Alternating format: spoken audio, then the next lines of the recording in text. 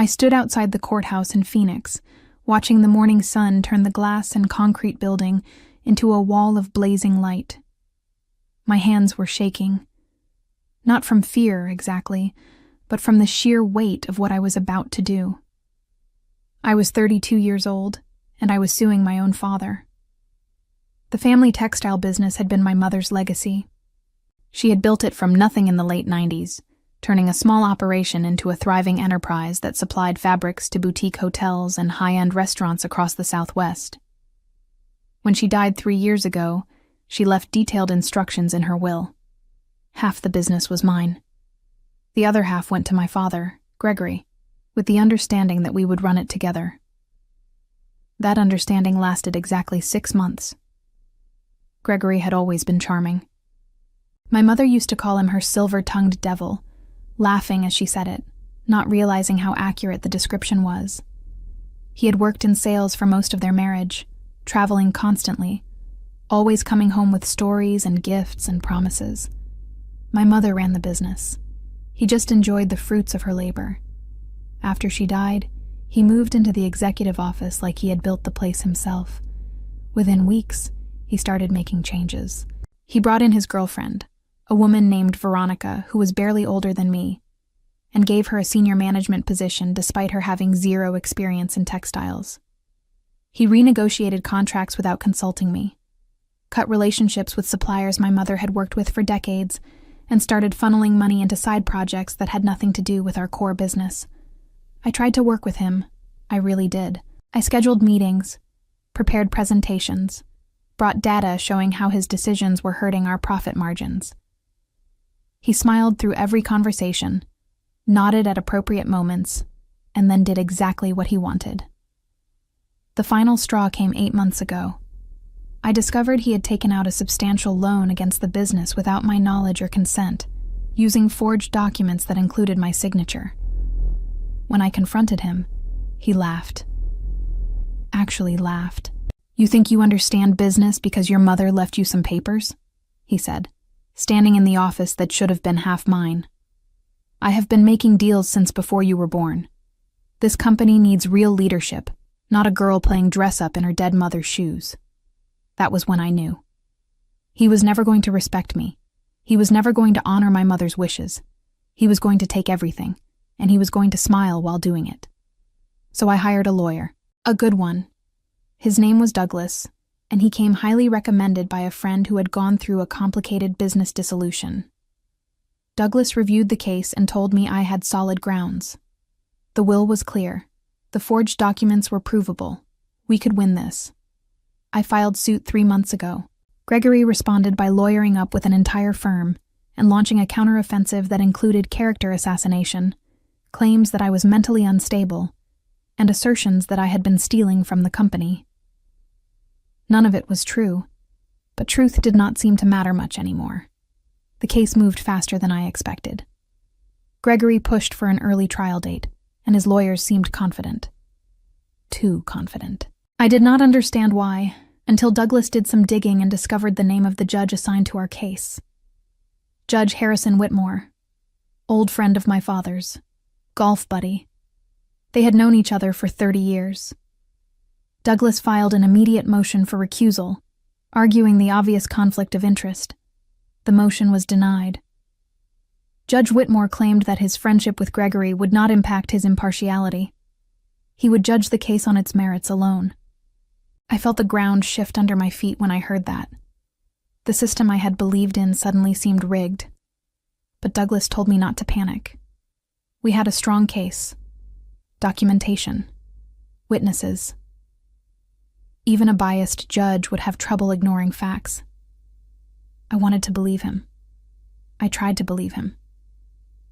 But as I stood outside the courthouse that morning, watching lawyers and plaintiffs and defendants stream through the doors, I felt certain I was about to lose everything my mother had built.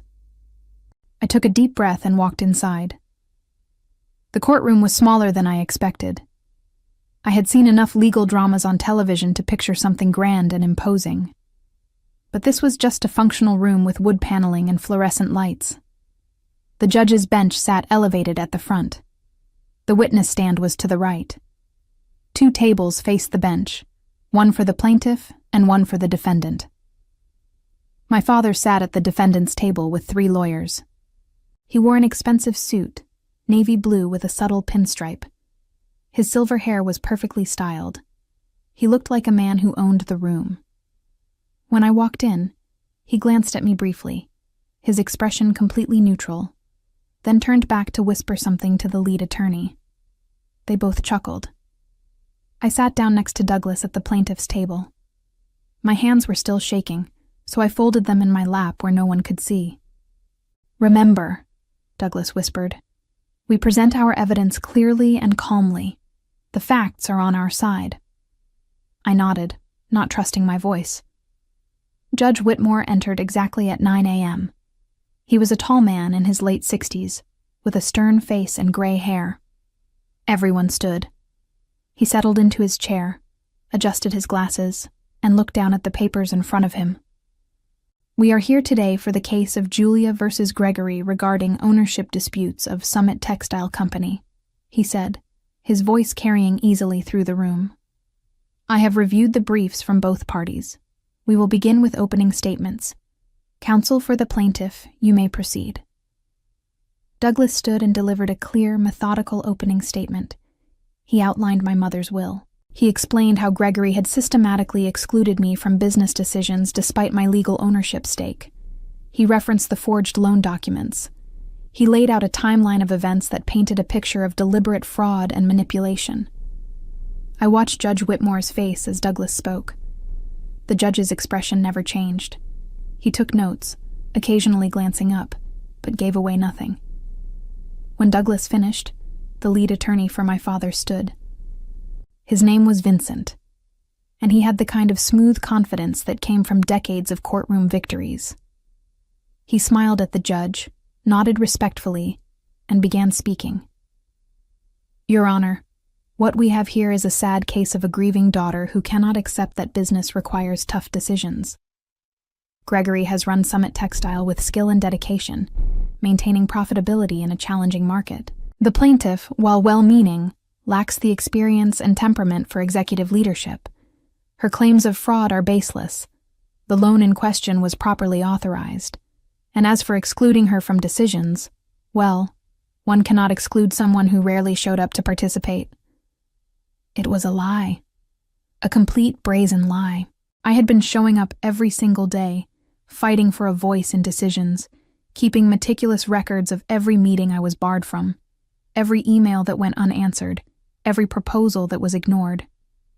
Vincent continued for another 10 minutes, painting my father as a victim of a vindictive daughter who wanted control without earning it. By the time he finished, I felt sick. Judge Whitmore nodded thoughtfully. "Thank you, counsel. We will now hear testimony. Plaintiff's first witness." The morning proceeded with agonizing slowness. Douglas called witnesses who testified about my mother's intentions, my involvement in the business, and the suspicious circumstances around the loan. Each witness was solid. Their testimony was clear. But I could see it in Judge Whitmore's face. The subtle skepticism. The way he interrupted my witnesses with pointed questions, but let my father's witnesses speak uninterrupted. The small gestures that signaled whose side he was on. During a recess, I pulled Douglas aside in the hallway. "He is not listening to us." Douglas looked tired. "I know, but we keep presenting our case. We create a record. If he rules against us unfairly, we appeal. An appeal takes months, years maybe. The business could be destroyed by then." "I know, Julia, I am sorry, but we have to play this through." The afternoon session was worse. My father took the stand, and he was magnificent. He spoke about my mother with apparent affection, describing how hard they had worked together to build the business, conveniently rewriting history to make himself the co-founder rather than the spouse who occasionally helped with sales. He talked about his concerns for the company after my mother died, how he had tried to guide me but found me resistant to advice and emotionally unstable. "I love my daughter," he said, looking directly at Judge Whitmore with perfect sincerity. "But love does not qualify someone to run a complex business. I have tried to protect what my late wife built. That is all I have ever tried to do." I wanted to scream, but I sat perfectly still, my fingernails digging into my palms. Douglas cross-examined him, asking pointed questions about the forged signatures, about decisions made without consulting me, about money moved without proper authorization. My father had an answer for everything. The signatures were not forged. I had signed documents and forgotten. The decisions were time-sensitive and could not wait for lengthy consultations. The money was properly allocated for business development. Judge Whitmore nodded along, occasionally asking follow-up questions that seemed designed to help my father clarify his answers rather than challenge them. By the end of the day, I knew we were losing. The evidence did not matter. The testimony did not matter. This judge had already decided. The trial stretched into a second day. Douglas presented more evidence, including forensic document analysis showing that my signature on the loan papers had been forged. The expert witness was unimpeachable, with credentials from 15 years working with federal law enforcement. He explained in precise detail how the signature patterns did not match my verified signatures, how the pen pressure was inconsistent, how the forger had made subtle mistakes that proved fraud. I watched Judge Whitmore listen to this testimony with a look of profound boredom. When Douglas finished questioning the expert, Vincent stood for cross-examination. "Mr. Caldwell," Vincent said smoothly, "is it possible that someone's signature can vary depending on their emotional state, their physical condition, perhaps if they signed something quickly while distracted?" The expert hedged slightly. "Certainly some variation is normal, but the inconsistencies here go beyond." "So there is natural variation in signatures. Thank you. No further questions." Judge Whitmore nodded, as if this somehow invalidated the entire expert testimony. During lunch recess on the second day, I sat alone in a small park near the courthouse. Douglas had gone to make phone calls. My father was probably at some expensive restaurant with his lawyers, celebrating his impending victory. I thought about my mother. She had been fierce and brilliant and kind. She had worked 16-hour days to build something lasting, something she could pass to me. She had taught me everything about the business, about textiles and suppliers and quality control. On her deathbed, she had held my hand and told me to be strong, to never let anyone take what was mine. I was about to fail her. My phone buzzed. A text from an unknown number. I almost deleted it, but something made me open it instead. "I heard about your trial. Your father is a fraud. I can prove it. Are you interested?" I stared at the message for a long moment. It could be spam. It could be a trap. It could be someone looking to exploit my desperation. I texted back. "Who is this?" The response came immediately. "Someone who used to work with Gregory. Someone he screwed over just like he is screwing you. I have documentation, recordings, things that will change everything. Meet me tonight." I should have told Douglas. I should have been cautious, but I was drowning, and someone had just thrown me a rope. We arranged to meet at a coffee shop across town at 7 p.m. I told Douglas I needed the evening to decompress and would be ready for the final day of trial tomorrow. He looked concerned, but did not push. The coffee shop was nearly empty when I arrived. A woman sat in the back corner, her face partially shadowed. She looked to be in her 40s, with dark hair pulled back in a tight bun and eyes that looked exhausted. When I approached, she gestured to the seat across from her. "Julia," she said quietly. "Thank you for coming. My name is Helen. I worked as an accountant for your father 5 years ago, before your mother passed away." I sat down slowly. "What do you mean you worked for him?"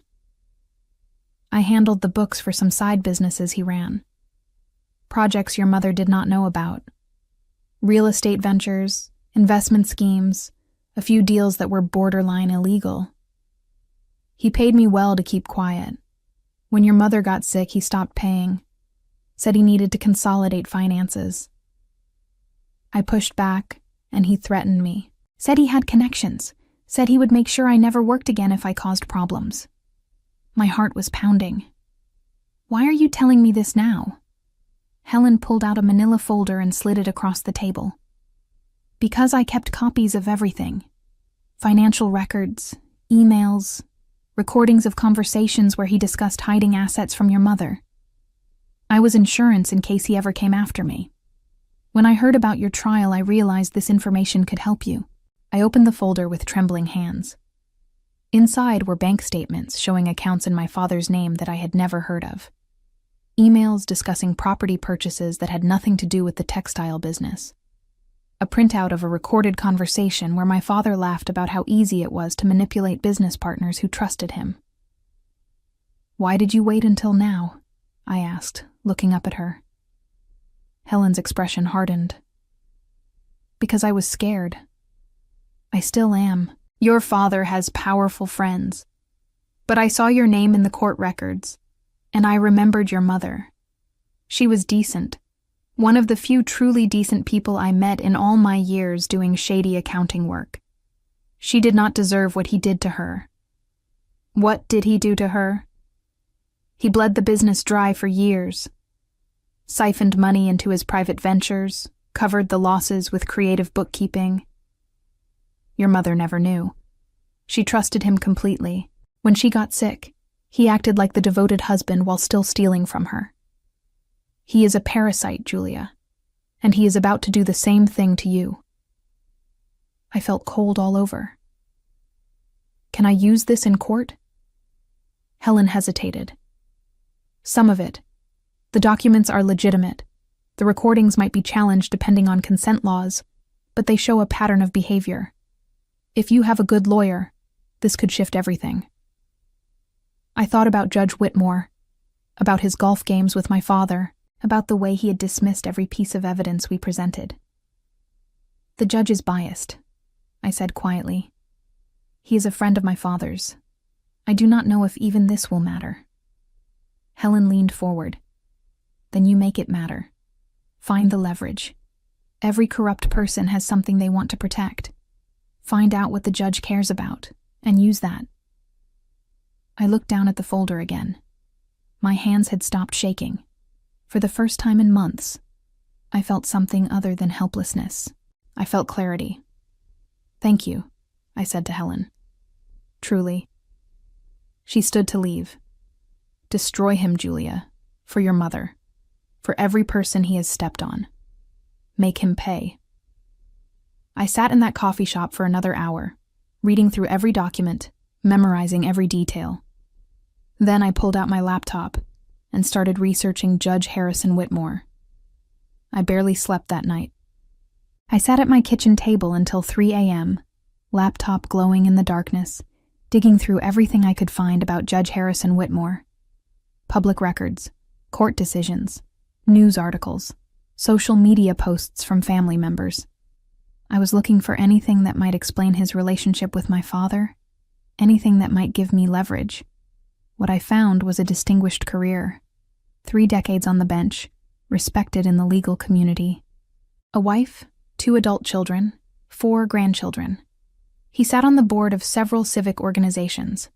By all public accounts, he was exactly what a judge should be. But then I found something interesting. A series of property transactions from 8 years ago. Judge Whitmore had purchased a vacation home in Sedona. The price was listed as $400,000, which seemed reasonable for the area. But when I cross-referenced the property records with the seller's information, I noticed something odd. The property had been owned by a limited liability company. I dug deeper, tracing the ownership structure through multiple layers of corporate filings. It took hours of tedious research, following breadcrumbs through business registrations and tax documents. At 4 a.m., I found it. The LLC that sold Judge Whitmore his vacation home was ultimately owned by a holding company that my father had a stake in. Not a large stake, just enough to be involved, but not enough to draw immediate attention. My father had essentially facilitated the sale of a property to Judge Whitmore. On its own, that might mean nothing. Real estate transactions happen. But the timing was interesting. The sale had occurred shortly before a case involving one of my father's business associates came before Judge Whitmore's court. That case had been decided favorably for the associate. It still was not quite enough. I needed more. Something definitive. I pulled out the documents Helen had given me and started going through them again, this time specifically looking for any mention of Judge Whitmore, or property deals, or anything that connected my father's various schemes to the judge. On page 47 of a dense financial statement, I found it. A notation about a consulting fee paid to a company called Whitmore Advisory Services. The amount was $75,000, paid 3 years ago. The notation was vague, labeled simply as legal consultation. I searched for Whitmore Advisory Services. It took some effort, but I eventually found the business registration. The company was owned by Harrison Whitmore Jr., the judge's son. I sat back in my chair, my heart racing. My father had paid $75,000 to the judge's son's company. For what services exactly? The documentation did not say, but the payment had been made, and it had been substantial. I needed to verify this was the same person. I searched for Harrison Whitmore Jr. and found him on LinkedIn. He worked in business consulting, whatever that meant. His profile was generic, filled with buzzwords about synergy and strategic development. But his education and location matched. This was definitely the judge's son. I took screenshots of everything: the property transaction, the payment to the son's consulting company, the timeline showing how these financial entanglements preceded favorable legal outcomes for my father's associates. It still might not be enough to prove corruption. Lawyers would argue coincidence. But it was enough to create serious questions, enough to demand answers, enough to threaten the judge's reputation if examined too closely. Douglas arrived at the courthouse at 8 a.m. I met him outside and pulled him aside. "I have something," I said quietly. "Something big." I showed him the documents. His eyes widened as he read through them, his expression shifting from confusion to shock to grim understanding. "Where did you get this?" he asked. "A former employee of my father's, someone with detailed knowledge of his business dealings." Douglas was quiet for a long moment. "This is explosive. If we present this in court, it could derail the entire trial. The judge would have to recuse himself. We might get a mistrial. But Julia, we need to be absolutely certain about this. If we make these accusations and they are proven false, we could face sanctions. Worse, we could destroy our credibility." "I am certain," I said. "I spent all night verifying every detail. The property sale is public record. The payment to the son's company is documented in my father's financial statements. The timeline is damning." Douglas nodded slowly. "Then we use it. But we need to be strategic. If we come out swinging with accusations, the judge will shut us down. We need to introduce this information carefully, in a way that forces him to confront it." "How?" I asked. "During closing arguments, I will reference irregularities in how this case has been handled. I will mention concerns about potential conflicts of interest. And then, if the judge tries to dismiss those concerns, you will respectfully request to address the court directly. You will speak calmly and factually, presenting the evidence without direct accusations. Let the implications speak for themselves." I felt nervous and energized at the same time. What if he still tries to rule against us? Douglas smiled grimly. "Then we have enough to file an immediate appeal with grounds for judicial misconduct. This becomes a much bigger case, one that attracts attention. Judges do not like that kind of attention." We walked into the courthouse together. My father was already at the defense table, looking relaxed and confident. When he saw me, he smiled slightly. He thought he had already won. Judge Whitmore called the court to order at 9 a.m. exactly. "We will proceed with closing arguments," he announced. "Counsel for the defense, you may begin." Vincent stood and delivered a polished closing argument. He summarized the case as a family dispute blown out of proportion by a daughter who lacked business acumen and blamed her failings on her father. He emphasized Gregory's decades of business experience, his commitment to preserving his late wife's legacy, and his patient attempts to guide an ungrateful child.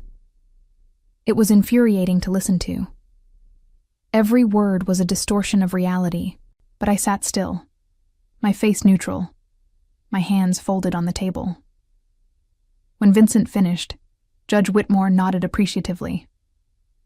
"Thank you, counsel. Plaintiff's counsel, your closing argument." Douglas stood. He was calm, methodical, his voice steady. "Your Honor, this case is fundamentally about honoring the wishes of a deceased woman who built something meaningful and wanted to ensure her legacy was protected. The evidence we have presented is clear. Helen Summit created Summit Textile Company through decades of hard work. Her will explicitly divided ownership equally between her husband and her daughter. That was her wish. That was her right." Douglas walked slowly toward the center of the courtroom, his hands clasped behind his back. "The defendant has systematically violated those wishes. He has excluded the plaintiff from business decisions despite her legal ownership. He has made unilateral choices that have damaged the company's relationships and profitability. Most egregiously, he has forged documents to secure a loan without proper authorization, using his daughter's signature without her knowledge or consent." Judge Whitmore shifted in his seat, his expression skeptical. "Counsel, we have heard conflicting testimony about those signatures. We have heard testimony from a forensic expert with impeccable credentials who definitively stated those signatures were forged," Douglas countered firmly. "The defendant's explanations have been inconsistent and self-serving. The evidence speaks for itself." I watched the judge's face. He was not convinced. Or rather, he did not want to be convinced. Douglas continued. "This court has a responsibility to uphold the rule of law and protect legitimate property rights. Julia is not asking for charity or special treatment. She is asking for what her mother explicitly left her. What she has earned through years of dedication to the business. What is legally and morally hers." He paused, letting the words settle. "However, I must note something troubling about these proceedings. Throughout this trial, we have observed certain irregularities in how evidence has been weighed and testimony has been evaluated. Plaintiff's witnesses have been interrupted with skeptical questioning, while defense witnesses have been allowed to speak freely without challenge. Our expert testimony has been dismissed, while anecdotal claims from the defendant have been accepted without scrutiny." Judge Whitmore's expression darkened. "Counsel, are you questioning this court's impartiality?" "I'm noting a pattern that gives us concern, Your Honor, a pattern that suggests potential bias." The courtroom went very quiet. My father sat forward at the defense table, his confident expression faltering slightly. Vincent looked alert, sensing danger. Judge Whitmore's voice was ice. "That is a serious accusation, counsel. Do you have any basis for such a claim beyond your dissatisfaction with how I have ruled on objections?" This was the moment. Douglas glanced back at me, a question in his eyes. I nodded. "Your Honor, we have recently become aware of information that raises questions about potential conflicts of interest in this case. Information that suggests a pre-existing relationship between yourself and the defendant that goes beyond casual social acquaintance." "I have already addressed this," Judge Whitmore snapped. "Mr. Gregory and I are social acquaintances. That does not constitute a conflict of interest." "The relationship appears to be more substantial than that, Your Honor. We have documentation showing financial transactions between entities controlled by the defendant and entities connected to your family." The temperature in the room seemed to drop 20 degrees. My father went rigid in his seat. Vincent whispered something urgent to him.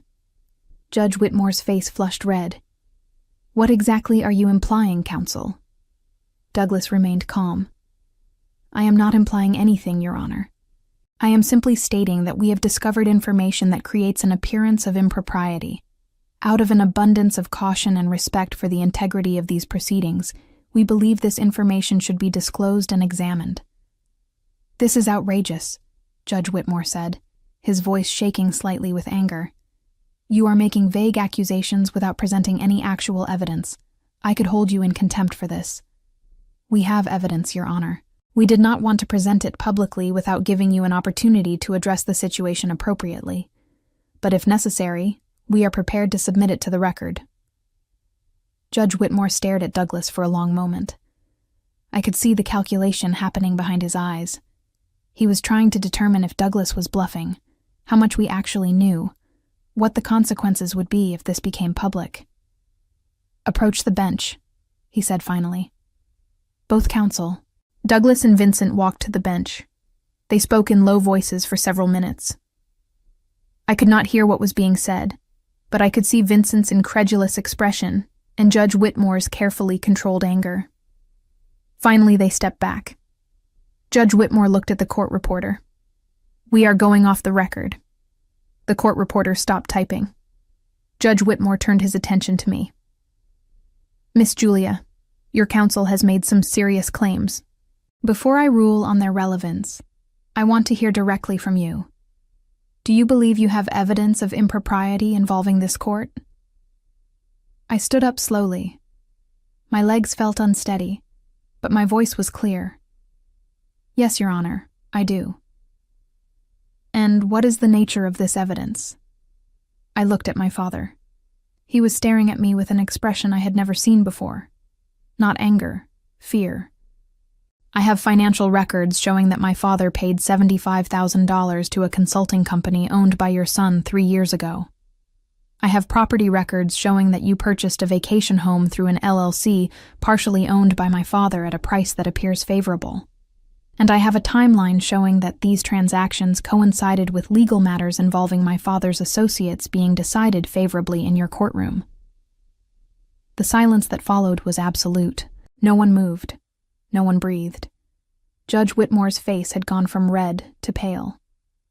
"Those are serious allegations." "They are documented facts, Your Honor. I have screenshots, financial statements, public records. I did not want to bring this forward. I wanted to believe this trial would be decided on merit. But I cannot stand by and watch my mother's legacy stolen through a corrupt process." Vincent stood up. "Your Honor, this is clearly a desperate attempt to undermine these proceedings. The plaintiff has no proof of any impropriety, only coincidental business transactions that—" "Sit down, counsel," Judge Whitmore said quietly. Vincent sat. Judge Whitmore looked at me for a long moment. Then he looked at my father. Then he looked down at his hands. "We are in recess," he said finally. "I need to review this situation. Court will reconvene in 1 hour." He stood and walked out of the courtroom without another word.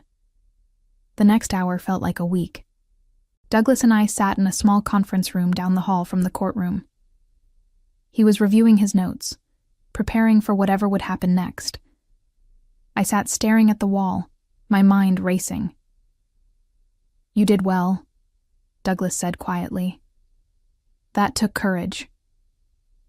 I just told the truth. Truth is not always safe. Powerful people do not like being exposed." I thought about my father, sitting in that courtroom with his lawyers, realizing that his carefully constructed victory was falling apart. I wondered what he was thinking, if he felt any regret, if he understood that his own greed and arrogance had brought him to this moment. Probably not. People like him never really understood. My phone buzzed. Another text from the unknown number. "Helen. I heard what happened. Well done. But be careful. Your father will be desperate now. Desperate people are dangerous." I texted back. "Thank you for the warning. There is something else you should know. The judge's son's consulting company, it is a shell. It does not do any real work. It exists purely to receive payments that look legitimate, but are actually bribes. I helped set it up. Your father has been paying the judge's family for years." My hands tightened around the phone. This was bigger than I had realized. Not just one property deal or one payment. Years of corruption.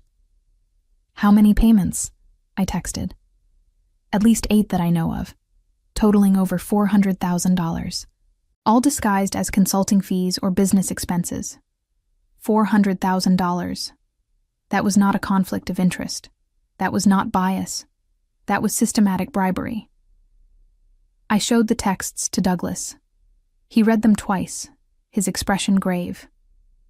If this is true, we are talking about criminal activity.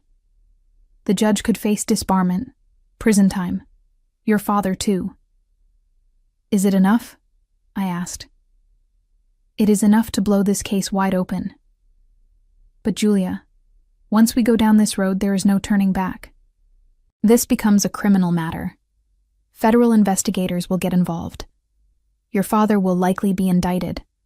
The judge's career will be destroyed. Your family business will be frozen during the investigation. Are you prepared for that? I thought about my mother, about her sitting in the hospital bed, too weak to stand, telling me to be strong, about the life she had built being stolen by a man who had never valued anything except his own comfort. Yes, I said. I am prepared. When we returned to the courtroom, the atmosphere had changed. My father looked smaller somehow, his confidence gone. Vincent whispered urgently to him, but Gregory was not responding. He just stared straight ahead, his jaw clenched. Judge Whitmore entered and took his seat. He looked like he had aged a decade in the past hour.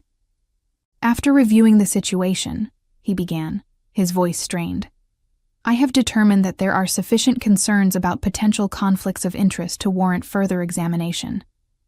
In the interest of judicial integrity, I am declaring a mistrial.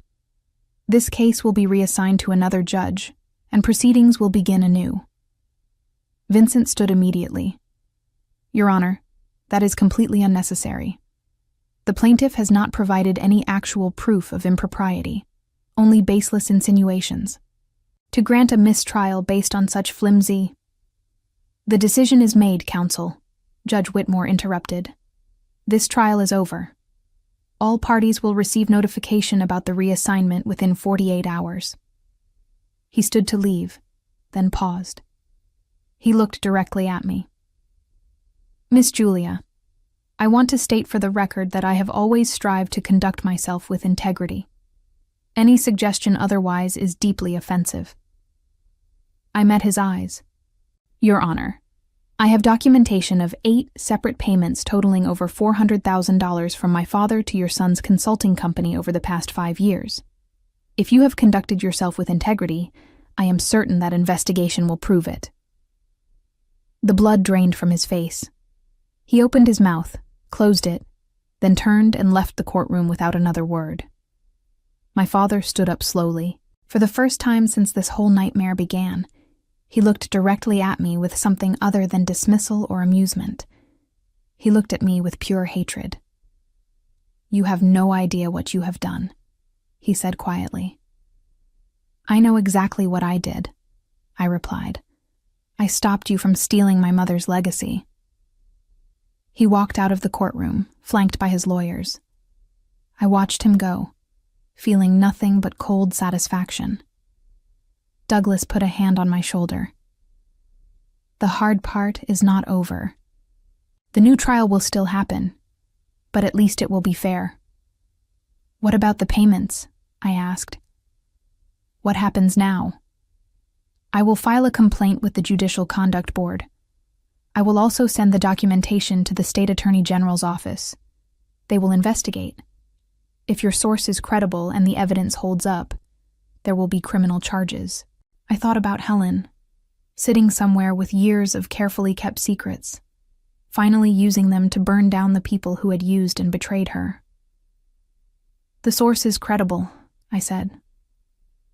We left the courthouse together. Outside, the sun was beginning to set, painting the sky in shades of orange and pink. I stood on the steps and took a deep breath of cool evening air. My phone rang. Unknown number again. I answered. Hello? Julia. It was my father's voice, tight with anger. We need to talk. We have nothing to discuss. You do not understand what you have done. That judge was our best chance at a quick resolution. Now this case will drag on for months, maybe years. The legal fees will destroy the business. Is that what you want? To see everything your mother built torn apart by lawyers? You are the one who made that choice, I said coldly. You could have honored her will. You could have worked with me. Instead, you chose greed. You chose corruption. This is your doing. I am giving you one chance to fix this. Drop the complaint against Whitmore. We will settle the business dispute privately. You get 30% ownership and a position on the board. Final offer. I want what my mother left me. 50%. Equal partnership. Or we do this in court with a judge you did not buy. He was silent for a moment. You are making a mistake. No, I am correcting one. I hung up. Douglas was watching me carefully. Are you all right? I am better than all right, I said. For the first time in 3 years, I feel like I am honoring my mother properly. Not by being quiet, not by accepting scraps, but by fighting. He smiled. She would be proud. We walked to our cars. As I drove home through Phoenix traffic, I felt the weight of the past months lifting slightly. The battle was not over, but I had won this round. I had exposed the corruption. I had forced the system to acknowledge its flaws, and I had done it by refusing to be silenced. The news broke 3 days later. A local investigative journalist got hold of the story about Judge Whitmore and the payments from my father. The headline read, "Prominent Phoenix judge under investigation for bribery allegations." The article detailed the payments to the judge's son, the property transactions, and the pattern of favorable rulings from my father's associates. It mentioned my case specifically as the catalyst for the investigation. Within hours, it was picked up by state media. By evening, it was national news. My phone would not stop ringing. Reporters wanting interviews. Old business associates of my mother calling to express support. Even a few lawyers offering their services if I wanted to pursue additional legal action against my father. Douglas called me that evening. The State Attorney General's office has opened a formal investigation. They want to interview you about the documents you provided. They also want to speak with your source. I will reach out to her, I said. Julia, this is good news. The attention means they have to take it seriously. But it also means your father is going to come at you hard. He is facing potential criminal charges. People in that position become dangerous. I can handle it. I know you can. Just be careful. I called Helen that night. She answered on the first ring. I saw the news, she said. Impressive work. The Attorney General wants to talk to you. Will you cooperate? There was a long pause. Yes, it is time. I have been running from this for too long. If I am going to burn my bridges with your father, I might as well burn them completely. Thank you for everything. Do not thank me yet. Your father is not going to take this lying down. He has spent decades building connections and hiding money. He will fight this with everything he has. Let him fight. I have the truth. Helen laughed bitterly. The truth is not always enough. But I hope it is this time. The new trial was assigned to Judge Patricia Holbrook, a no-nonsense woman in her 50s, with a reputation for strictly following procedure and showing no tolerance for games. The first hearing was scheduled for 3 weeks out. In those 3 weeks, my father launched a counteroffensive. His lawyers filed motions attacking my credibility, claiming I had manufactured evidence, and arguing that the mistrial was based on prejudicial and unfounded accusations. They demanded sanctions against Douglas for his conduct in the previous trial. Every motion was denied. Vincent, my father's lead attorney, withdrew from the case. 2 of the other lawyers from his firm followed. Apparently representing a client under investigation for bribing a judge was not good for their reputation. My father was forced to hire a smaller firm with less experience. I watched it all unfold with grim satisfaction. The Attorney General's investigation moved quickly. Helen provided detailed testimony about the payment structure and the shell company. Bank records were subpoenaed. Judge Whitmore's son was brought in for questioning and apparently fell apart under pressure, admitting that his consulting company had never performed actual work and existed solely to receive payments from various sources. Judge Whitmore resigned from the bench 2 weeks after the mistrial. The resignation letter cited health reasons and a desire to spend more time with family. No one believed it. 3 days after his resignation, criminal charges were filed. Bribery, corruption, wire fraud. The list was long. My father was named as a co-conspirator. The business community in Phoenix reacted with shock. My father had been a fixture at industry events for years, always charming, always connected. Now those connections were abandoning him. Former partners issued statements distancing themselves from him. The companies he had partnered with began quietly dissolving those partnerships. Summit Textile Company lost 2 major contracts. Clients did not want to be associated with the scandal. Our suppliers started demanding payment up front rather than extending credit. The business my mother had built was hemorrhaging money and reputation, but I had a plan for that. I called an emergency meeting with our remaining key employees. There were 8 of them, people who had worked with my mother for years and had stayed on despite my father's mismanagement. They gathered in the conference room, looking worried and uncertain. I stood at the head of the table. I know the past few weeks have been difficult. The company is in the news for all the wrong reasons. We have lost clients. We are facing serious challenges. But I want you to know that I am committed to saving this business. My mother built something important here, and I am not going to let it die because of my father's corruption. An older woman named Patricia, who had been my mother's first employee, spoke up. "What is your plan, Julia? Because right now it looks like we are sinking." "My plan is to remove my father completely from the company. The new trial will give me the legal authority to do that. Once he is gone, we rebuild. We reach out to every client we have lost and explain that the company is under new management. We offer competitive rates and exceptional service. We remind them why they worked with us in the first place." A younger man named Kevin raised his hand. "What about the legal fees? The investigation? That is going to cost a fortune." "I have been in contact with several investors who are interested in backing us. They see an opportunity to acquire a stake in a solid company that is temporarily undervalued due to scandal. I am negotiating terms that would give us the capital to weather this storm while maintaining majority control." The meeting lasted 2 hours. By the end, I could see hope starting to replace the worry in their faces. These were good people who cared about the business. They just needed to believe someone was actually fighting for it. After the meeting, Patricia pulled me aside. "Your mother would be proud of you. She always said you had steel in your spine. I did not fully believe it until now." "I learned from the best," I said. "Your father never understood what she built here. He saw money and status. She saw relationships and quality and integrity. You understand that? You are her daughter in all the ways that matter." I felt tears prickling at my eyes but blinked them back. "Thank you, Patricia. That means everything to me." The second trial began on a Tuesday morning in late September. The courtroom was packed with reporters and observers. The scandal had made this case front-page news. Judge Holbrook entered and immediately set the tone. "This trial will be conducted with strict adherence to procedure and evidence.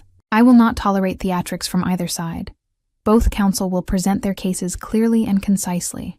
We will focus on the facts and the law, nothing else." Douglas presented our case methodically. The will, the ownership structure, the forged documents, the systematic exclusion from business decisions. He also introduced evidence of my father's side businesses and hidden assets, painting a picture of a man who had spent years deceiving his wife and was now attempting to deceive the court. My father's new lawyer, a man named Robert, tried his best to counter, but he was fighting an uphill battle. The scandal had damaged my father's credibility.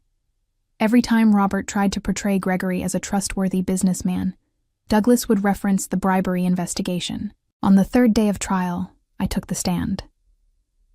Douglas questioned me about my mother, about my involvement in the business, about my attempts to work with my father after her death. "Can you describe your relationship with your mother?" Douglas asked. "She was my hero," I said quietly. "She taught me everything about running a business, not just the technical aspects, but the ethics. She believed in treating people fairly, honoring commitments, building something that would last. She worked incredibly hard, and she loved what she did. And after she passed, how did your father treat you?" "Like an obstacle. He made it clear from the beginning that he had no interest in honoring my mother's wishes or treating me as an equal partner. He wanted complete control, and he was willing to lie, cheat, and manipulate to get it." Robert cross-examined me aggressively, trying to portray me as a spoiled daughter angry about not getting her way. But I stayed calm, answering each question with facts. I had documentation for everything: emails, meeting notes, witness statements. Every time he tried to twist my words, I corrected him with evidence. After I stepped down, Douglas called Helen to the stand. She testified about the hidden businesses, the shell companies, and the pattern of deception. She brought documents showing how my father had systematically stolen from the business my mother built. Robert tried to attack her credibility, bringing up her questionable accounting work. But Helen did not flinch. "Yes, I helped Gregory hide money," she said bluntly. "That is exactly why my testimony is credible. I know how he operates. I know the systems he uses. And I know that everything he has told this court is a lie." On the fifth day, Judge Holbrook called both counsel to the bench.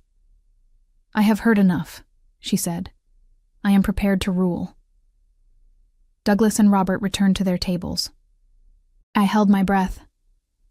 Judge Holbrook looked directly at my father. "Mr. Gregory, I have reviewed the evidence presented in this case extensively. The documentation is clear. Your late wife's will explicitly divided ownership of Summit Textile Company equally between you and your daughter. You have violated that directive repeatedly and systematically. The forged loan documents are particularly egregious. You fraudulently used your daughter's signature to secure financing that endangered the company." My father sat perfectly still, his face emotionless. "Furthermore, the evidence of hidden assets and side businesses demonstrates a pattern of deceit that calls into question every claim you have made in these proceedings. You have shown contempt for the law, for your late wife's wishes, and for your daughter's rights." Judge Holbrook's voice grew harder. "I am ruling in favor of the plaintiff. Julia is awarded full ownership of Summit Textile Company. You are ordered to transfer all shares and relinquish any claim to company assets within 30 days. Additionally, you are ordered to pay restitution for funds improperly diverted from the company, the amount to be determined by a forensic accounting audit." I felt Douglas squeeze my shoulder.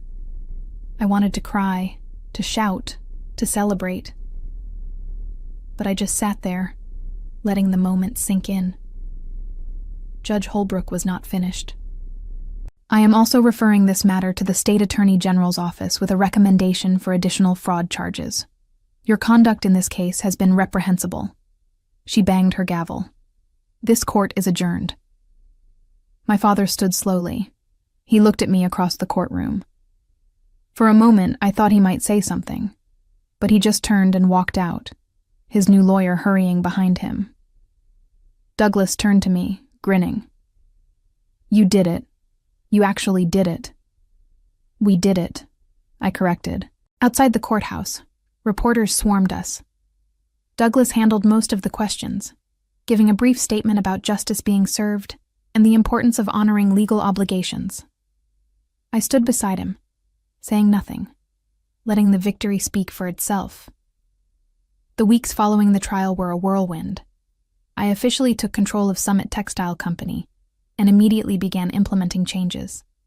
I brought in Patricia as operations manager, promoting her from her previous role. I hired a new CFO with impeccable credentials to clean up the financial mess my father had created. I I personally reached out to every client we had lost, explaining the situation and asking for a chance to earn back their trust. Some said yes immediately. Others wanted to wait and see. A few said no, unwilling to associate with a company that had been in the news for all the wrong reasons. I accepted their decisions with grace and moved on. The criminal investigation into my father expanded. Federal prosecutors got involved when they discovered the bribes had crossed state lines. Additional charges were filed: wire fraud, tax evasion, money laundering. The list grew. My father's girlfriend, Veronica, left him. She issued a public statement claiming she had no knowledge of his illegal activities and had been deceived like everyone else. No one believed her, but she disappeared from his life regardless. Judge Whitmore pleaded guilty to corruption charges in exchange for a reduced sentence. He received 3 years in federal prison and permanent disbarment. His son received 2 years. The news coverage was extensive, a cautionary tale about corruption in the judicial system. My father went to trial 4 months after our civil case concluded. I attended every day of the proceedings, sitting in the back of the courtroom, watching him face the consequences of decades of lies.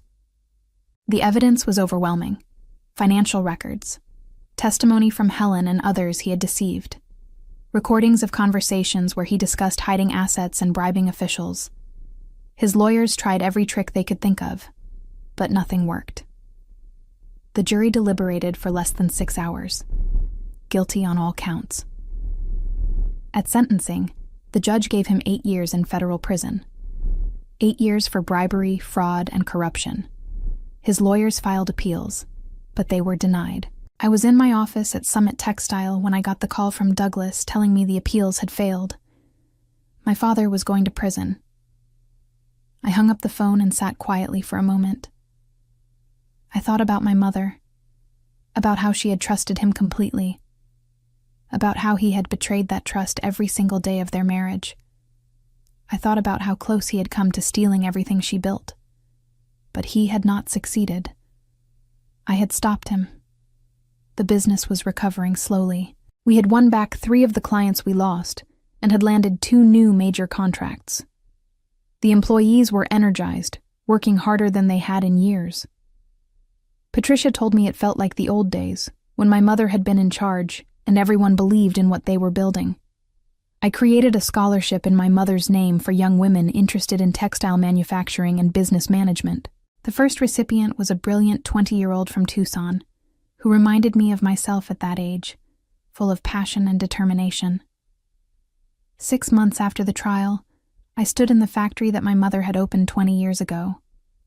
The machines hummed with steady rhythm, producing beautiful fabrics that would become tablecloths and curtains and upholstery for restaurants and hotels across the Southwest.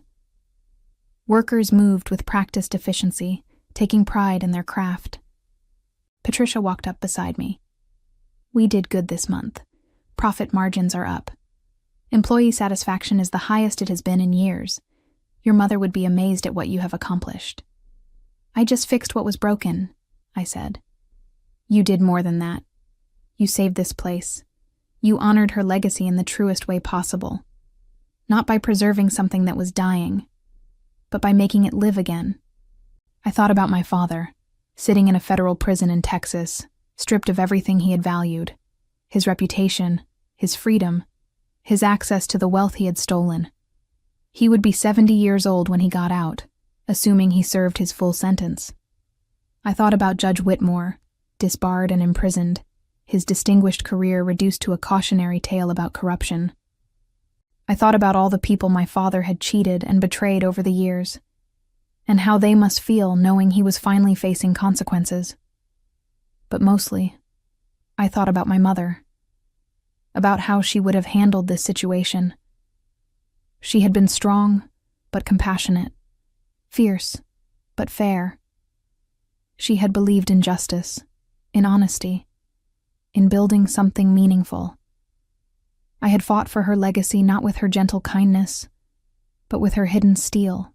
I had learned that sometimes love means standing up, speaking out, and refusing to be silenced. I had learned that justice requires courage. The journey had been brutal, but standing there in that factory, watching the business she built thriving again. I knew it had been worth it. My father spent the next 8 years learning what powerlessness felt like.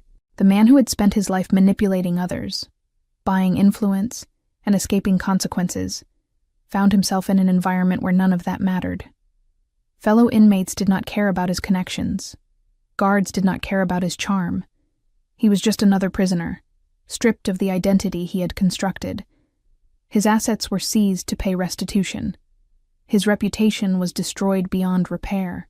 The business associates who had once courted his friendship now pretended they had never known him. He became a ghost, a cautionary tale, a footnote in a story about corruption and downfall. As for me, I built something my mother would have been proud of. Summit Textile Company thrived under my leadership, not because I was ruthless, but because I honored the values she had instilled in me. I treated people fairly. I built genuine relationships. I focused on quality and integrity, and every morning when I walked into the office, I felt her presence, her quiet pride in what I had become. The girl who had almost lost everything had become the woman who reclaimed it all. Sometimes I still thought about those 2 words I had whispered in that first courtroom, the words that started everything. Whitmore Advisory. Revenge, I learned, was not about cruelty. It was about truth. And truth, when wielded with precision, was the sharpest weapon of all.